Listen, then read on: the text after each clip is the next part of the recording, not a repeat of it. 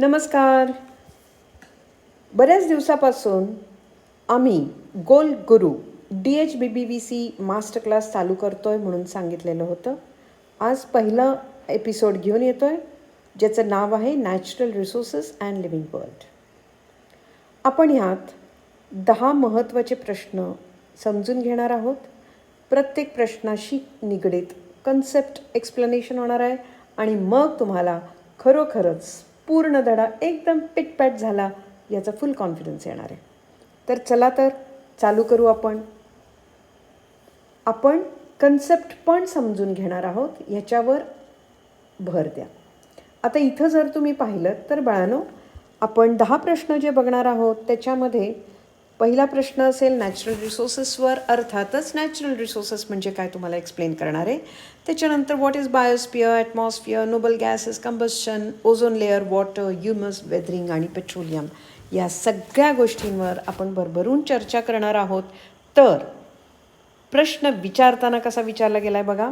What are the 3 fundamental components that make up our natural resources. आता इथं मी म्हटलं तर आहे think first. Yes, you have to think first, but before that, my dear children, let us understand what exactly is the meaning of natural resources. Okay?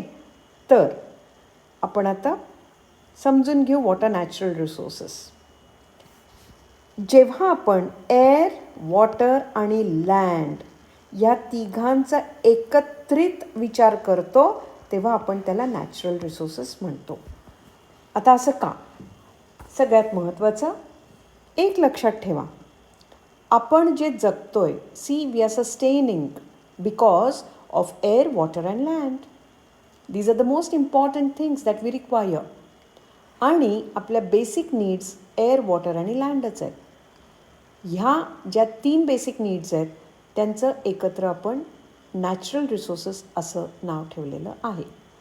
आता त्याच्यामध्ये पुन्हा आपल्याला माहिती पाहिजे की एअरला आपण ॲटमॉस्फिअर म्हणतो, water is called as hydrosphere and land is called as lithosphere. So my dear children, now let us move on towards the question. What are the 3 fundamental components that make up our natural resources? मग आता ह्या बेसिसवर मी जर विचार करायचा असेल तर car, buildings and roads ना. Plastic, glass and metal no. Money, gold and silver no. माझं उत्तर आणि लक्ष कुठं गेलं पाहिजे? Air, water and land. येतं लक्षात? प्रत्येक कन्सेप्ट अतिशय चांगल्या पद्धतीने समजून घ्या. मी पुन्हा एकदा रिपीट करते. Air, water, land together is called as natural resources. आता वळू पुढच्या प्रश्नाकडे. What precisely defines the biosphere on earth. आता नीट लक्ष देऊन बघा. त्यांनी बायोस्फिअर म्हणून सांगितलं आहे बाळांनो. आता बायोस्फिअर म्हणजे काय बघूयात आपण आधी. तर आपण बायोचा अर्थ लाईफ आहे हे लक्षात ठेवायचं आहे. आणि बायोस्फिअर म्हणजे द रिजन व्हेअर लाईफ एक्झिस्ट्स. आता बघा, आपण जेव्हा ह्या पर्टिक्युलर चित्राकडे बघतोय तेव्हा लक्षात येत आहे आपल्याला हा भाग जो आहे तो ॲटमॉस्फिअर आहे. सुंदर निळं आकाश दिसतंय. हा भाग जो आहे तो हायड्रोस्फिअर आहे. हायड्रोस्फिअर म्हणजे पाणी. हा भाग जो आहे तो लिथोस्फिअर आहे. एका मिनिटापूर्वी मी हे तुम्हाला ऑलरेडी सांगितलेलं आहे. Air is called as atmosphere, water is called as hydrosphere and the land is called as lithosphere. आता ह्याच्यामध्ये असा रिजन जिथं लाईफ एक्झिस्ट होतो त्याला आपण बायोस्फिअर म्हणतो. तर आता ह्या गोष्टी आपण नीट लक्षात ठेवायचं आहे. Air for atmosphere, water for hydrosphere, land for lithosphere, and my dear children, life for biosphere. So just have a look here. Molten metallic core at the center of the earth? No. Deep underground water reservoirs? No. Highest and coldest level of atmosphere? No. Specific region across all layers where life exists. बाळांनो, life हा शब्द दिसतोय ना इथं. This is the answer. Okay? आता ह्याच्या पुढे आपण पुढचा जो प्रश्न बघणार आहे याच्यामध्ये पहा, मी ऑलरेडी तुम्हाला हे एक्सप्लेन केलं आहे. Which term specifically describes the invisible envelope of air that surrounds the earth. त्याच्यासाठी पण मी एक सुंदर चित्र तुमच्यासाठी तयार केलं आहे. पहा तर, atmosphere is air layer surrounding the earth. So what have you to remember? Atmosphere. So इथं मुद्दामून मी तुम्हाला पुन्हा बघा, ॲटमॉस्फिअर, एअर असे शब्द तुमच्यासमोर पुन्हा आले की तुमच्या लक्षात राहतं. तर आता इथं बघा, आपल्याला त्यांनी एन्व्हलप ऑफ एअर सांगितलं आहे. So it can not be hydrosphere, it can not be magnetic field, it can not be lithosphere. The right answer is atmosphere. कळतं आहे? नेक्स्ट आता बघा, विचार तुम्ही करायचा आहे. तुम्ही आता सांगायचं invisible noble gases that have practical applications in human technology. म्हणजेच प्रॅक्टिकली आसपास तुम्हाला कोणकोणत्या वस्तूंमध्ये नोबल गॅसेस दिसणार आहेत. तर आधीच मी तुम्हाला थोडंसं सांगते. आपण गॅसेस इन एअरविषयी जर विचार केला ना, तर बाळांनो, नायट्रोजन जो आहे ना, नायट्रोजनचा वापर आपण प्रोटीन्समध्ये करतो. म्हणजे आपल्या शरीरामध्ये जे प्रोटीन्स आहेत ना, त्याच्यामध्ये नायट्रोजन असतो. हे नीट लक्षात ठेवा. ओके, खूप महत्त्वाच्या अशा गोष्टी आहेत ह्या. आणि नायट्रोजनचा वापर आपण अमोनिया गॅस तयार करण्यासाठी पण करतो. NH3 अमोनियाचा फॉर्म्युला आहे NH3 बाळांनो, नीट लक्षात ठेवायचं तुम्ही हे. आणि आपण फूड स्टफ जे खातो ना, कुरकुरे वगैरे तुम्ही खाता, जे नाही खायला पाहिजेत ॲक्च्युली, त्याचं एअरटाईट पॅकेजिंग असतं फूड स्टफचं, त्याच्यामध्ये नायट्रोजन गॅस असतो. ओके, तर ह्या गोष्टी तुम्ही लक्षात ठेवणं गरजेचं आहे. त्याच्यानंतर इथं मी एअरटाईट लिहिते. त्याच्यानंतर बाळांनो, ऑक्सिजन सांगा बघू. तुम्हाला ऑलरेडी माहिती आहे आपण ऑक्सिजनचा वापर कुठं करतो? प्रत्येक लिव्हिंग थिंगला रेस्पिरेशनसाठी ऑक्सिजनची अतोनात गरज आहे, हे तुम्हाला माहिती आहे. ऑल्सो पुढं एक प्रश्न येणार आहे, त्यामुळे आधीच सांगते, ऑक्सिजनचा वापर आपण कंबशनमध्ये सुद्धा करतो. कंबशन म्हणजे जाळणे. त्याच्यानंतर कार्बन डायऑक्साईड. बाळांनो, कार्बन डायऑक्साईड जो आहे तो आपल्याला कुठं उपयुक्त आहे बरं? सगळ्यात महत्त्वाचे आपले सुंदर प्लांट्स जे आहेत, लीव्स, जेवण बनवण्यासाठी कार्बन डायऑक्साईडचा वापर करतात. So producing food. आता तुम्हाला वाटत असेल की एवढं मी भरभरून का लिहिते आहे बोर्डवर? बघता पाठ झाला पाहिजे तुम्हाला धडा, कळलं का? दुसरा वापर कार्बन डायऑक्साईडचा फायर एक्सटिंग्विशर्समध्ये असतो. Okay, so it is not a supporter of combustion. हे लक्षात ठेवायचं आपण. त्याच्यानंतर महत्त्वाचं जे आत्ता तुम्हाला प्रश्नामध्ये विचारलेलं आहे, तर बाळांनो, आपल्याला माहिती असणं गरजेचं आहे. आर्गॉन कुठं वापरतो, त्याच्यानंतर हेलियम कुठं वापरतो, त्याच्यानंतर निऑन कुठं वापरतो, आणि क्रिप्टॉन, त्याच्याबरोबर झेनॉन. ही एवढी जणं आपण कुठं वापरतो नक्की, हे आपण पाठ करणार आहे. सगळ्यात पहिले आर्गॉन वापरतो ते आपण इलेक्ट्रिक बल्ब्समध्ये. ओके, हेलियम वापरतो ते आपण एअरशिप्स लिफ्ट करण्यासाठी. एअरशिप म्हणजे ज्या शिपमध्ये एअर भरलेली असते त्यांना लिफ्ट करण्यासाठी आपण हेलियमचा वापर करतो. म्हणजेच एअरशिपमध्ये हेलियम असतो. त्याच्यानंतर निऑन जे आहे ते डेकोरेटिव्ह लॅम्पसाठी वापरतो आपण, डेकोरेटिव्ह लॅम्प्स. आणि बाळांनो, क्रिप्टॉन जो आहे तो आपण वापरतो ते फ्लोरोसेंट ट्यूबसाठी. आता याचं सुंदर चित्र मी इथं ड्रॉ केलेलं आहे, पण त्याच्या आधी झेनॉन कुठं वापरतो आपण? तर पहा बघू, झेनॉन आपण वापरतोय फ्लॅश फोटोग्राफीमध्ये. तर इथं आता मी तुम्हाला दाखवलं आहे. आर्गॉन मी सांगितलं आहे it is used in electric bulbs. Neon मी सांगितलं आहे it is used in decorative bulbs, right, decorative lights. तर ह्या सगळ्या बेसिसवर आता याचं उत्तर आपण काय देणार आहे? Invisible noble gases have highly practical applications and camera फ्लॅशसाठी जो वापरतो आपण तो कोण आहे? It is xenon. So you say no to neon, you say no to argon, you say no to helium, and you say yes to xenon. And you all know I use the blue color to ensure that it is a right answer. Okay? याच्यानंतर आता पुढचा प्रश्न पहा. Question number 5. A common misconception exists about fire. During process of combustion, what gas is consumed? कोणता gas consume केला जातो कंबशनसाठी? आता combustion म्हणजे जाळणे. कंबशन म्हणजे जाळणे. ओके. कंबशनसाठी बाळांनो आपण नेहमी ऑक्सिजनचा वापर करतो. आणि त्यांनी पुढं काय विचारलं आहे? But never produced. नेवर. माझं नेहमी म्हणणं असतं की तुम्ही क्वेश्चन व्यवस्थित वाचा. Read the question carefully. कधी कधी तुम्ही काय करता? चुकीचा प्रश्न वाचता आणि मग चुकीची उत्तरं देता. इथं नेवर विचारलं आहे. नेवर विचारलं आहे तर त्याचा नीट विचार करा. हे पहा. फ्युअल जेव्हा जळतो तेव्हा ऑक्सिजनचा वापर करतो. याचा अर्थ ऑक्सिजनच्या प्रेझेन्समध्ये फ्युअल जळतो. कार्बन डायऑक्साईडच्या प्रेझेन्समध्ये नाही. मगाशीच बघितलं ना आपण, कार्बन डायऑक्साईड फायर एक्सटिंग्विशरमध्ये वापरतो आपण. त्याचा सूट तयार होतो. सूट म्हणजे काळा कार्बन तयार होतो. सल्फर डायऑक्साईड तयार होतो आणि हीटसुद्धा तयार होते. आता इथं मी चारी क्रॉस का केलेत? कारण बाळांनो आपल्याला हे लक्षात ठेवायचं आहे की neither carbon dioxide is formed, nor sulphur dioxide, nor nitrogen. The correct answer is oxygen because dear children oxygen is never produced when a fuel is burned. Okay. So combustion uses oxygen हे लक्षात ठेवायचं आहे आपण.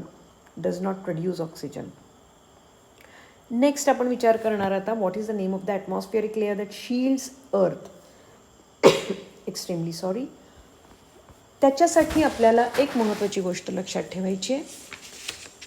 आपलं जे अर्थ आहे ना, अर्थ आपलं ओझोन लेअरमुळे प्रोटेक्ट होतं आहे. आता ते कसं प्रोटेक्ट होतं आहे हे पहा. सनरेज महत्त्वाचे आहेत. येस, 100% आपल्याला सनरेज महत्त्वाचे आहेत.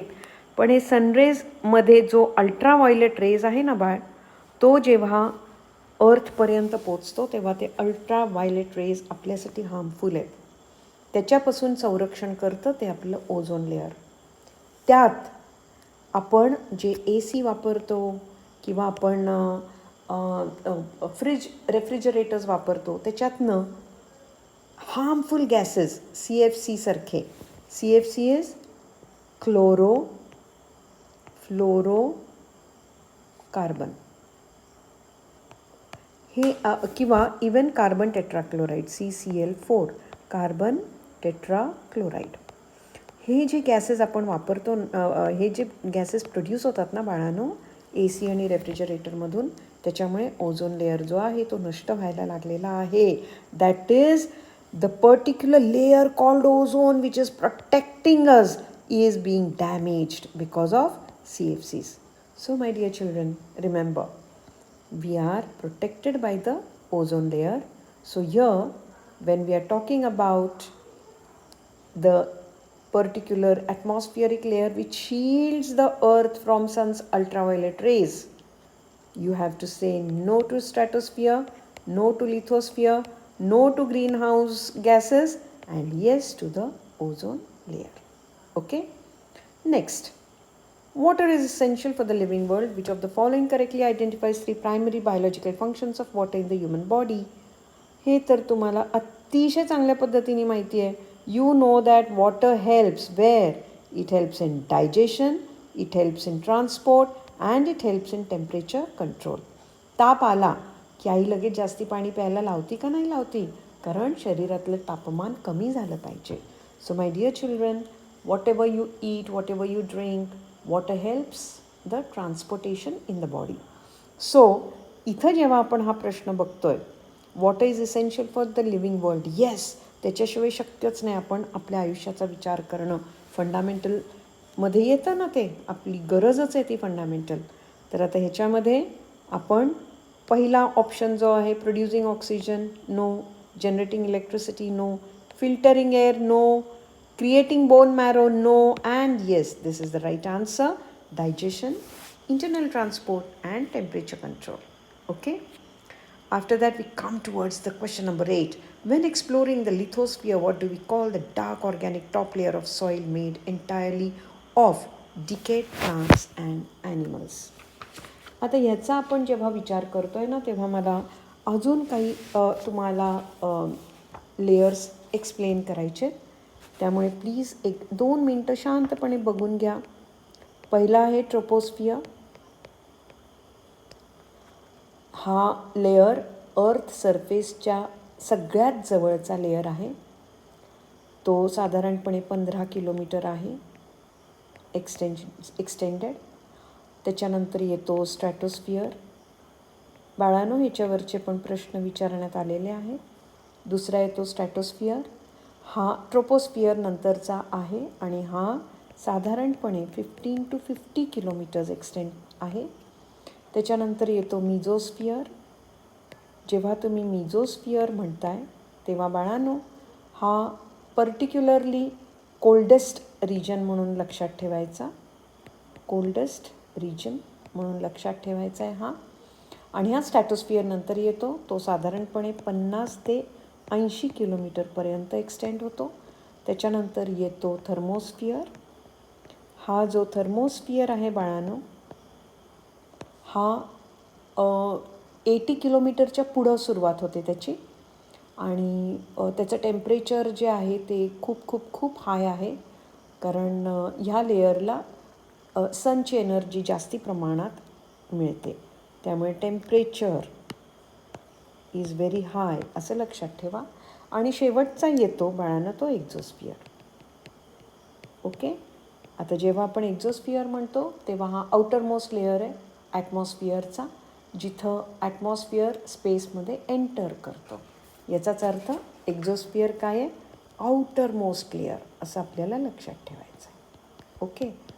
आता इथं विचारलेला प्रश्न हे थोडंसं मी ॲडिशनल इन्फॉर्मेशन म्हणून दिलेलं आहे. ओके. आता आपला पुढचा प्रश्न. तर बघा, Wien exploring the lithosphere. Lithosphere म्हणजे काय? मी तुम्हाला आधी पण सांगितलं आहे, लँड. पहा तर ह्या चित्रामध्ये मग सगळ्यात वरचा जो पार्ट आहे तो ह्युमस आहे. त्याच्यानंतर येतो टॉप सॉईल, मग येतो सबसॉईल आणि मग येतो बेडरॉक. तर ह्युमस कशातनं तयार होतो? It is prepared from decade plants and animals.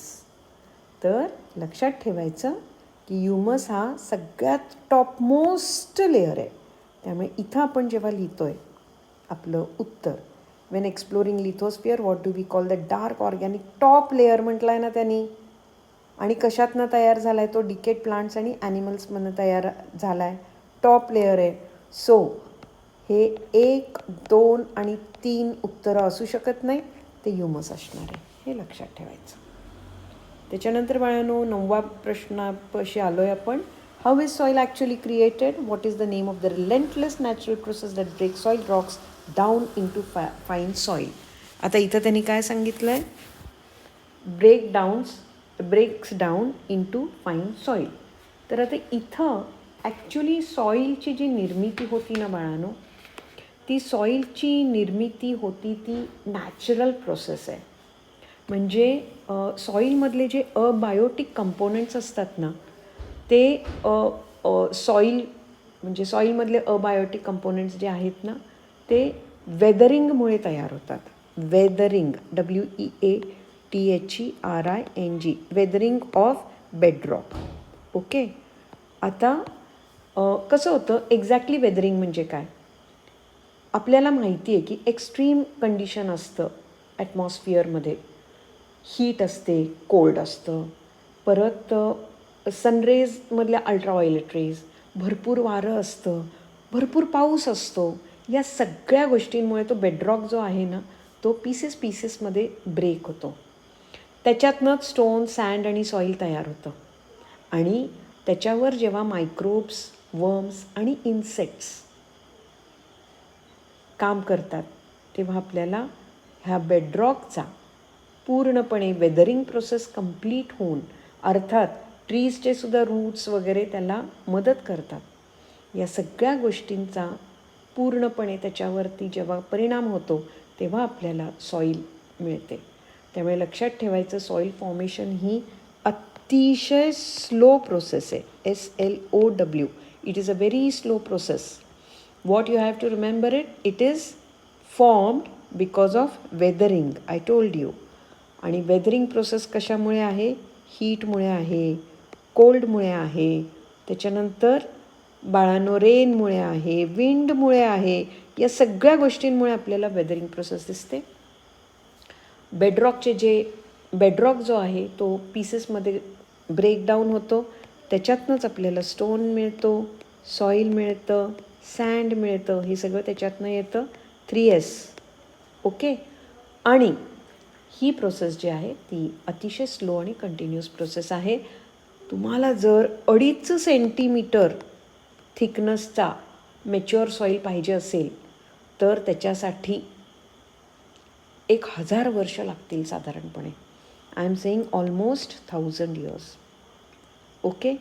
So my dear children, remember this particular soil which is created. हेच सांगितलं ना मी तुम्हाला. ह्या बेडरॉकवर कशाचा होतो परिणाम? रेनचा होतो. ह्या बेडरॉकवर रेनचा होतो, हीटचा होतो, विंडचा होतो. आणि या सगळ्या गोष्टींमुळे हा जो बेडरॉक आहे त्या वेदरिंगमुळे तो ब्रेक होतो आणि सॉईलमध्ये कन्वर्ट होतो. आणि ह्याला मी तुम्हाला काय म्हटलं? 1000 वर्ष लागतात. ओके. तर पुन्हा आन्सर जर बघायचं असेल, इरोजन नाही. इरोजन तर उलट माती घेऊन जातं जर तिथं प्लांटेशन नसेल तर. कंबशन म्हणजे मी काय सांगितलं? जळणे. कंडेन्सेशन म्हणजे एअरचं म्हणजे जे स्टीम असते, स्टीमचं पाणी होणे, म्हणजे गॅस फॉर्मचा लिक्विड फॉर्म होणे म्हणजे कंडेन्सेशन. तर आपण ह्याचं करेक्ट आन्सर कुठलं आहे म्हटलं तर weathering. Okay. And we move to the last question now. Question number 10. Deep underground resources power the modern world. आता ह्याच्यातले क्रूड ऑइलमध्ये डायरेक्टली कुठलं आपण कन्वर्ट करतो असं विचारलं आहे. पहा किती ब्युटिफुल चित्रामधनं मी तुम्हाला हे एक्सप्लेन करते आहे. क्रूड ऑइलमधून डायरेक्ट पेट्रोल मिळतं, डिझेल मिळतं, केरोसिन मिळतं आणि LPG मिळतं. त्यामुळे क्रूड ऑइल हे रिफाईन करतो आपण या सगळ्या प्रोडक्टसाठी. तर इथं आपण पुन्हा उत्तर लिहिताना वूड अँड पेपर म्हणत नाही.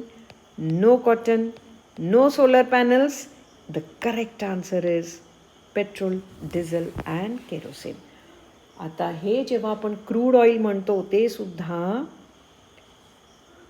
अर्थच्या आतमध्ये म्हणजे ग्राउंडच्या आतमध्ये जे ॲनिमल्स आणि प्लांट्स सडलेले असतात त्यांच्यावरती वेगवेगळे